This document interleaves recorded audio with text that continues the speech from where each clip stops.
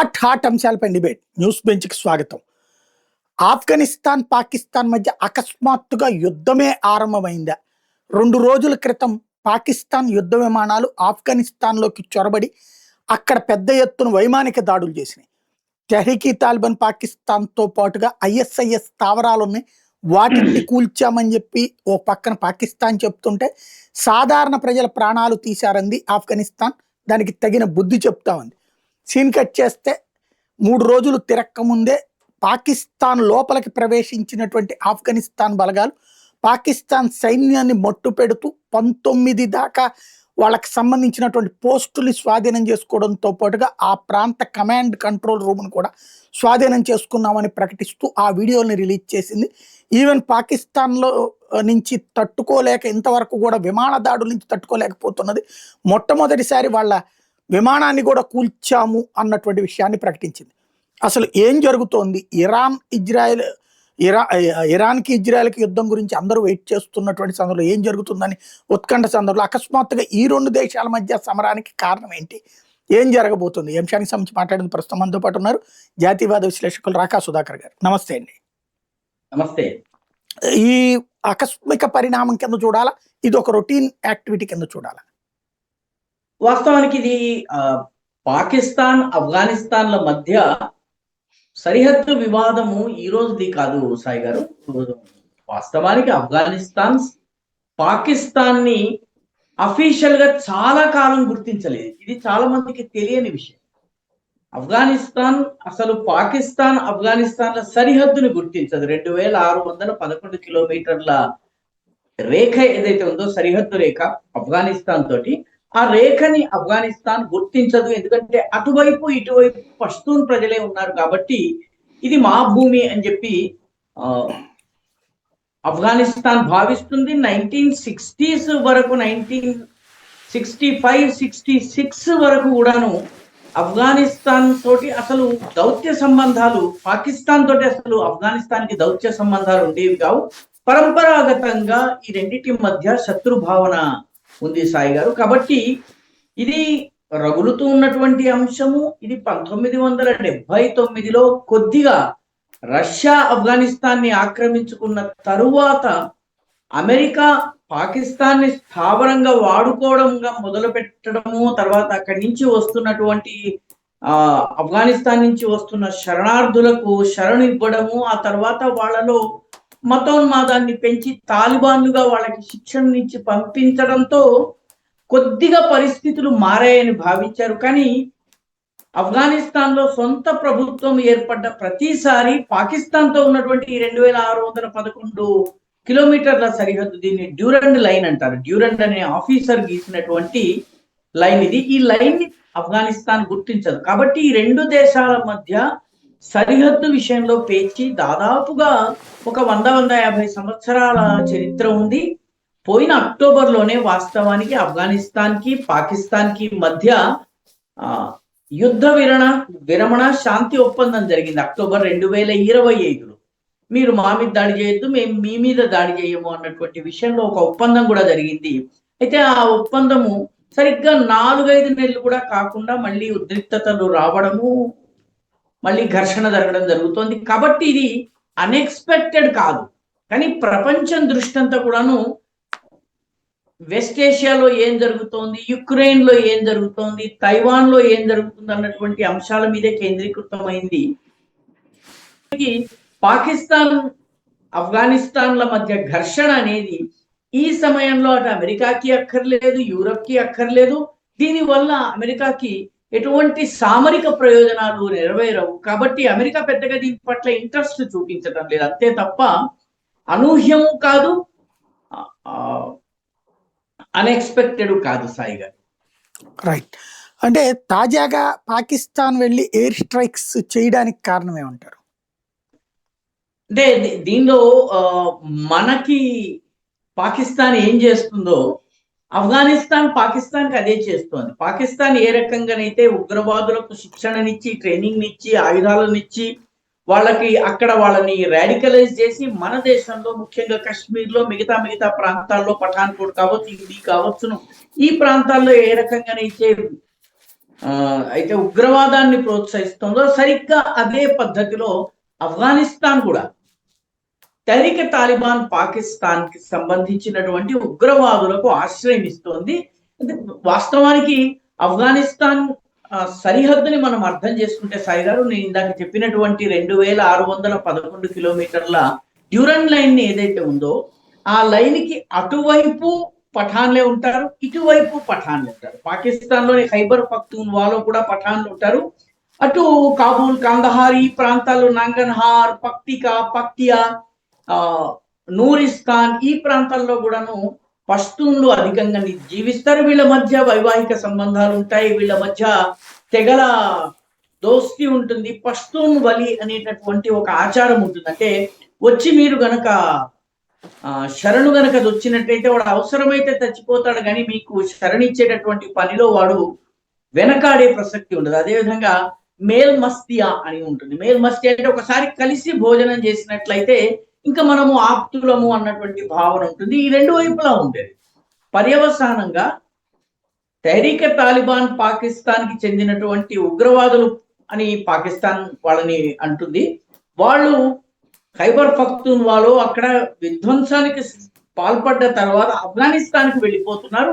ఆఫ్ఘనిస్తాన్ లో వాళ్ళు శరణు పొందుతున్నారు, ప్రజలిస్తున్నారు. మేల్ మస్తియా అన్నటువంటి లేకపోతే పష్తూన్ వలి అన్నటువంటి వాళ్ళ ట్రైబల్ కోడ్ ప్రకారము కొన్ని సందర్భాల్లో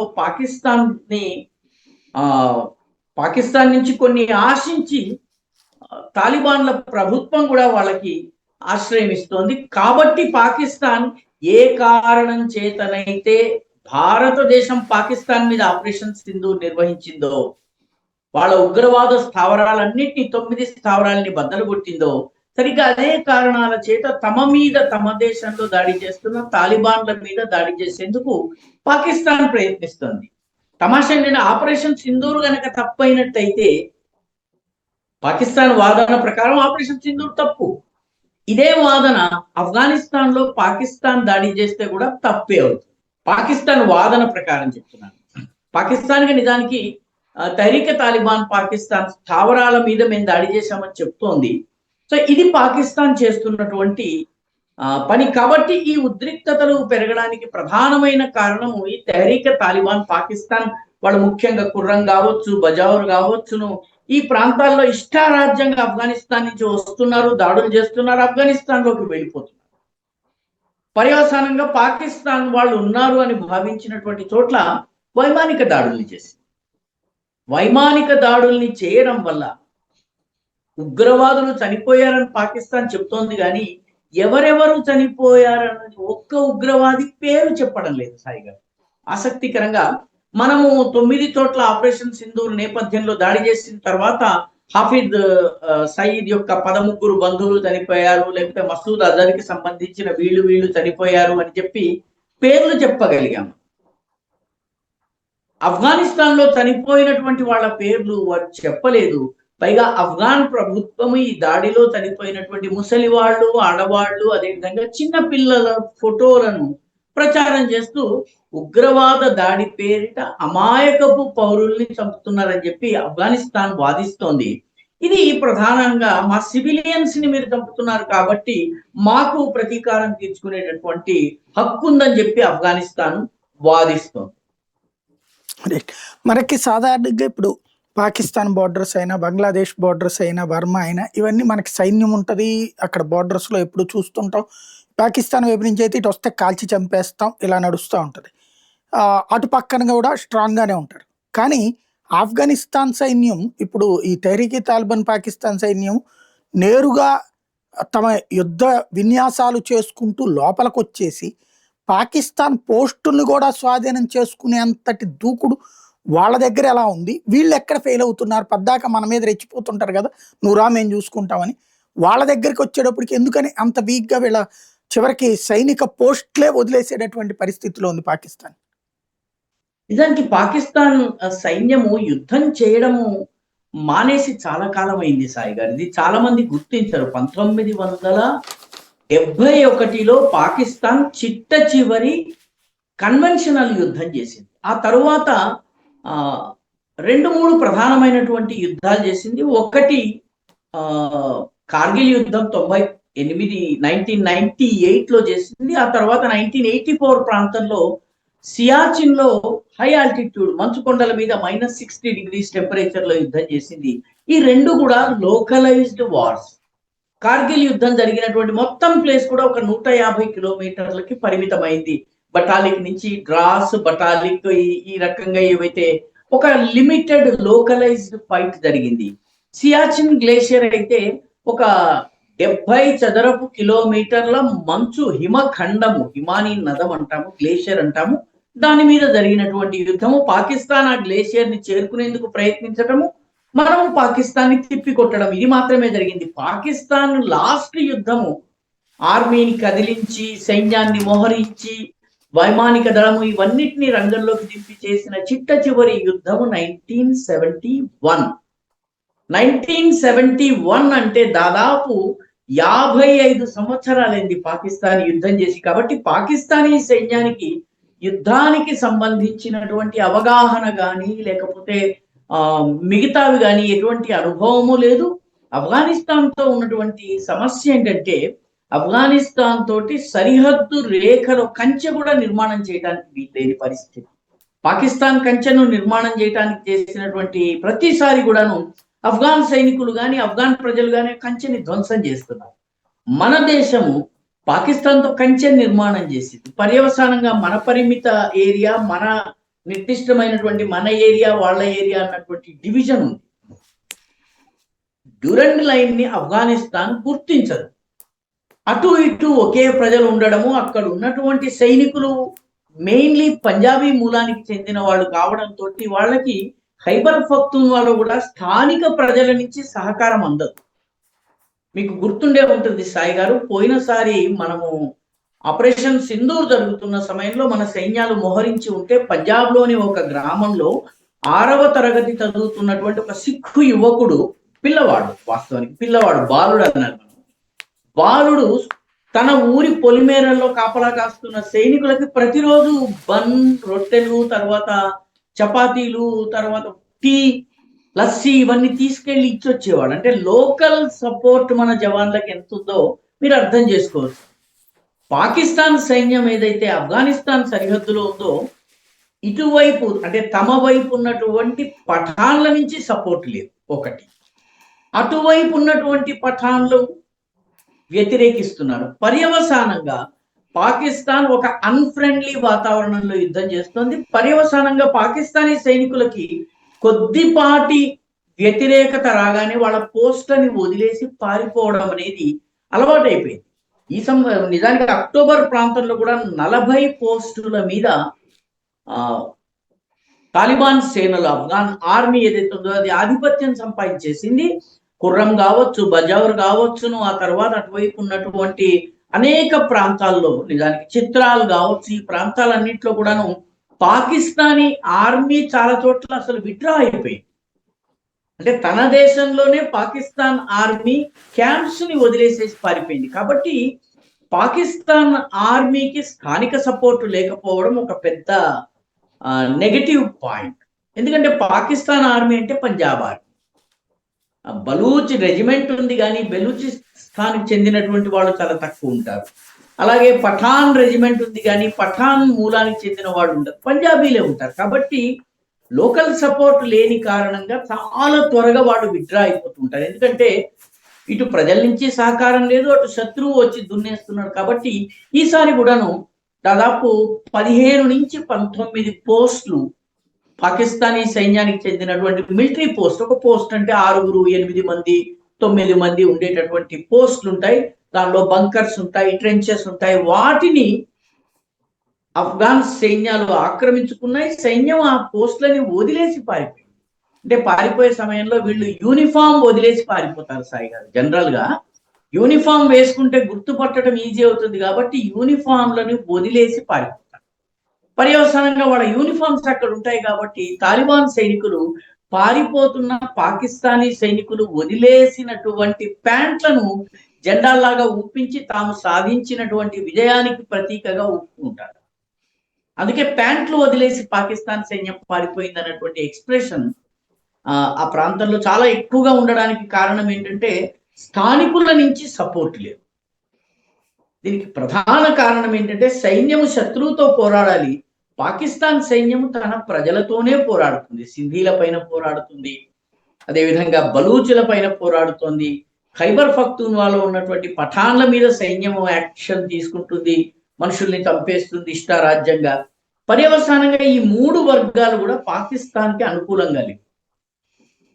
ఈ కారణం చేత కొద్దిపాటి ప్రతిఘటన రాగానే ఏరియాని వదిలేసి పారిపోవడం పాకిస్తాన్ సైన్యానికి ఒక ఆనవాయితీగా మారింది సాయి గారు. అది ప్రధానంగా వదిలేసి పారిపోవడానికి కారణం. రైట్. ఈవేళ క్రిందటిసారి అయితే ఈ వార్ స్టార్ట్ అయ్యాక ఖతార్ ఇన్వాల్వ్ అయ్యి ఇద్దరి మధ్యన చర్చలు జరిపిందంటారు. ఈ ట్రిప్ చర్చలు జరిపి పరిష్కారం ఉంటుందా, లేకపోతే తాడో పేడో తేల్చుకునే దాకా వెళ్ళగలుగుతారా? పాకిస్తాన్ ఆల్రెడీ సౌదీ అరేబియాని అప్రోచ్ అయింది సాయి గారు. సౌదీ అరేబియాని మీరు మధ్యవర్తిత్వం చేయండి అని చెప్పి సౌదీ అరేబియాని ఆల్రెడీ నిన్నటికే వాళ్ళు అప్రోచ్ అయ్యారు. సౌదీ అరేబియాని మధ్యవర్తిత్వం చేయమని అడిగారు. కానీ అది సాధ్యమయ్యే పని కాదు. ఎందుకంటే ఆఫ్ఘాన్ ప్రభుత్వం ప్రస్తుతం ఏదైతే తాలిబాన్ల ప్రభుత్వం ఉందో అది ఎంతో కొంత ఖతారీల మాట వింటుంది. ఎందుకంటే అమెరికా తోటి శాంతి ఒప్పందం చేయించి బగ్రామ్ ఎయిర్పోర్ట్ నుంచి అమెరికా పలాయనం తెగించేటువంటి మొత్తం ఒప్పందం ఏదైతే ఉందో అది ఖతర్లో జరిగింది. అనేక దఫాలుగా ఖతర్లో జరిగింది. అమెరికా తరఫు నుంచి కూడా ఆఫ్ఘాన్ మూలానికి చెందినటువంటి జల్మై ఖాలేజాద్ అనే అతను మధ్యవర్తిత్వం నిర్వహించారు ఖతర్లో. కాబట్టి ఖతర్ తోటి ఎంతో కొంత ఆఫ్ఘనిస్తాన్కి సంబంధం ఉంది. ఎందుకంటే తాలిబాన్ల యొక్క కొందరు కీలక నేతలు, రిప్రజెంటేటివ్స్, మధ్యవర్తులు వీళ్ళందరూ ఖతర్లో ఉన్నారు. సౌదీ అరేబియాని ప్రస్తుతం అప్రోచ్ అయితే అయ్యారు, కానీ సౌదీ అరేబియా ప్రస్తుతం ఏ మేరకు ఇందులో జోక్యం చేసుకుంటుంది అన్నది ఒక విషయం. ఎందుకంటే ఇప్పటికే Saudi Arabia, United Arab Emirates Gaza piece బోర్డులో మెంబర్స్ గా ఉన్నాయి. దాదాపు ఒక 40 దేశాలతో కూడినటువంటి గాజా పీస్ బోర్డుని ఏర్పాటు చేయడానికి అమెరికా ప్రయత్నిస్తోంది. అందులో మొరాకో ఉంది, అల్బానియా ఉంది, సౌదీ అరేబియా ఉంది, ఇలాంటి ఇండోనేషియా ఉంది, ఇటువంటి అనేక ముస్లిం, కొసావో ఉంది, పాకిస్తాన్ ఉంది. ఈ దేశాలన్నీ కలిపి గాజా పీస్ బోర్డు యొక్క యాక్టివిటీస్ లో బిజీగా ఉన్నారు. కాబట్టి సౌదీ అరేబియా ఏ మేరకు జోక్యం చేసుకుంటుంది అన్నది కొంత సందేహం.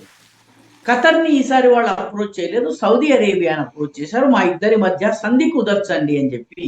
అయితే ఇప్పుడు తాజాగా లభిస్తున్నటువంటి సమాచారం, 1 గంట క్రితము సమాచారం ప్రకారము ఆఫ్ఘనిస్తాన్ లో పాకిస్తాన్ దాడుల వల్ల, కాబూల్లో జరిగినటువంటి దాడుల వల్ల చనిపోయిన వారిలో తాలిబాన్ల ముఖ్య నాయకుడు, ప్రధాన నేత, ఇరాన్ లో అయతుల్లా స్థానంలో ఉన్నటువంటి హైబతుల్లా అఖుండ్ జాదా కూడా ఈ కాల్పుల్లో చనిపోయారన్నటువంటి వార్తలు వస్తున్నాయి. ఇది ఇంకా ధృవీకరించడం జరగలేదు.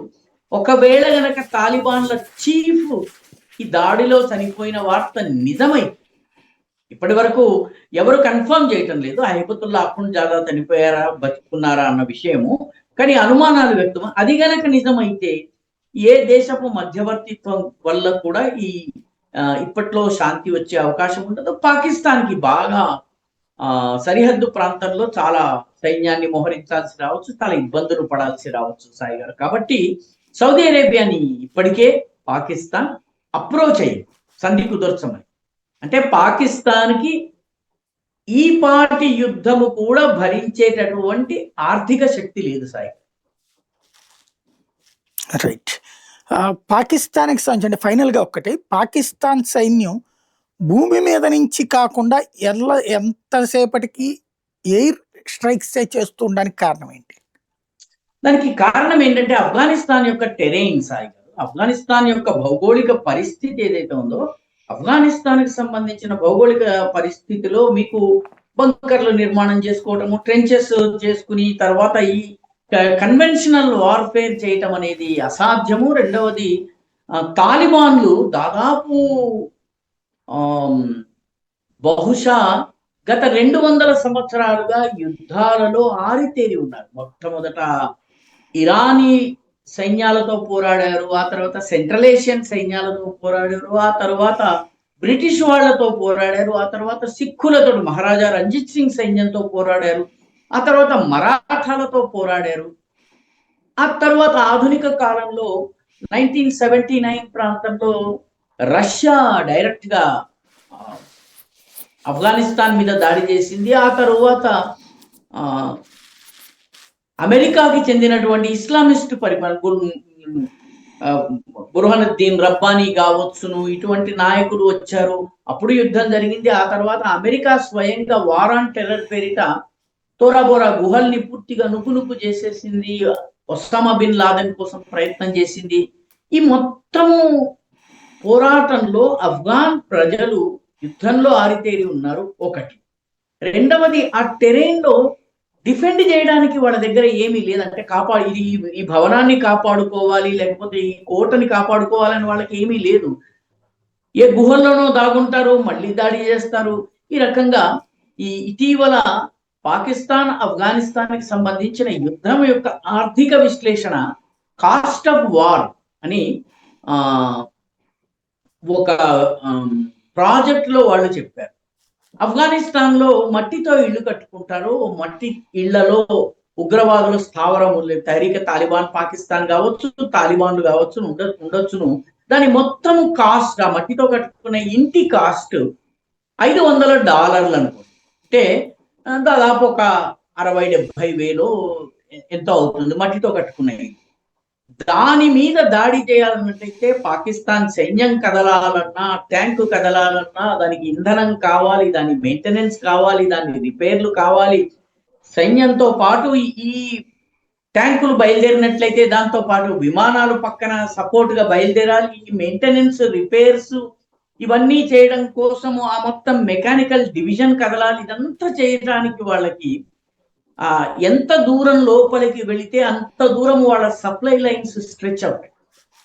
పర్యవసానంగా పాకిస్తాన్ యొక్క ఖర్చు పెరుగుతుంది. అందుకని పాకిస్తాన్ వైమానిక దాడులు చేస్తుంది. వైమానిక దాడులు కూడా నిజానికి పాకిస్తాన్కి ప్రస్తుతము పాకిస్తాన్ ఆర్థికంగా వైమానిక దాడులను కూడా భరించే స్థితిలో లేదు సాయి గారు. ఎందుకంటే ఒక విమానము టేకాఫ్ చేసి ఆఫ్ఘనిస్తాన్ లోని ఒక టార్గెట్ ని ధ్వంసం చేయడానికి వెళ్ళి రావడానికి వాళ్ళకి $24,000 అమెరికన్ లెక్కల్లో మనం చెప్పుకుంటే అవుతుందంటే ఒక $500 మట్టి ఇల్లుని కూల్చడం కోసము 5 రెట్లు ఎక్కువ ఖర్చు చేసి విమానాన్ని పైకి పంపాలి.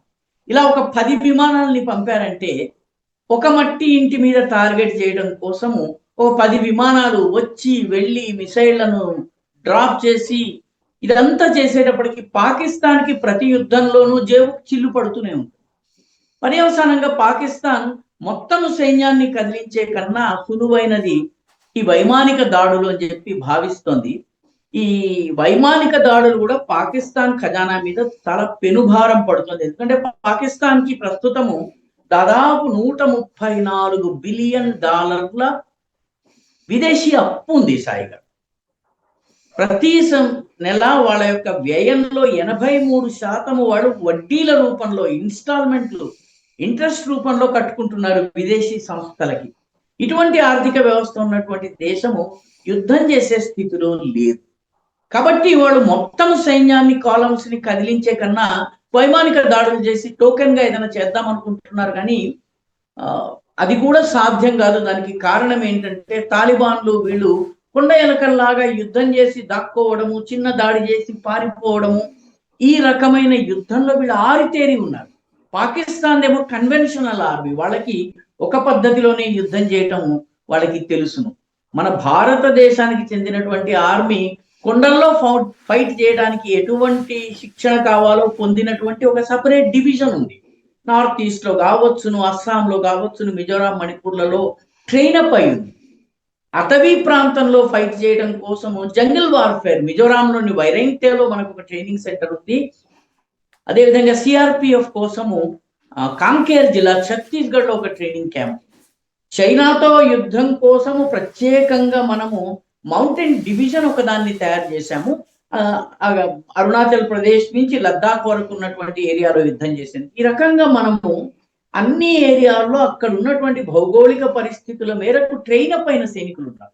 మన బిఎస్ఎఫ్ రాణ్ ఆఫ్ కచ్ లో సంవత్సరంలో 8 నెలలు బురద ఉంటుంది, 4 నెలలు ఉప్పు తప్ప, మరి ఇసుకంతా కూడా ఉప్పుతో నిండి తెల్లగా ఉంటుంది.